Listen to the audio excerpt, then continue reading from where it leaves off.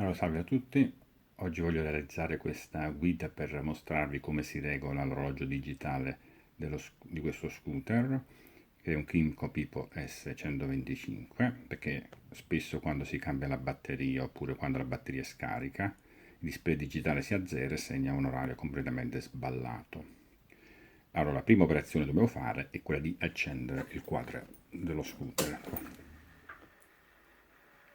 Una volta che si è inizializzato, controlliamo sul display digitale che è modalità trip, cioè contachilometri parziale. Noi dobbiamo inserire il contachilometri totale. Teniamo premuto il tasto 2.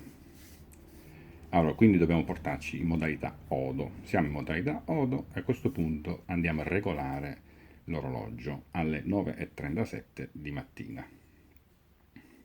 Allora, teniamo premuti i tasti 1 e 2 contemporaneamente per più di 2 secondi.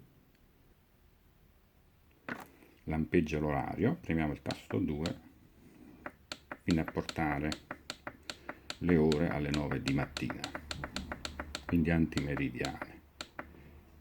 Ok, le 9. Premiamo il tasto 1 in modo tale che lampeggiano i minuti e andiamo a spostare i minuti. Se teniamo premuti i minuti corrono più veloci in modo tale che ci avviciniamo più velocemente a 37.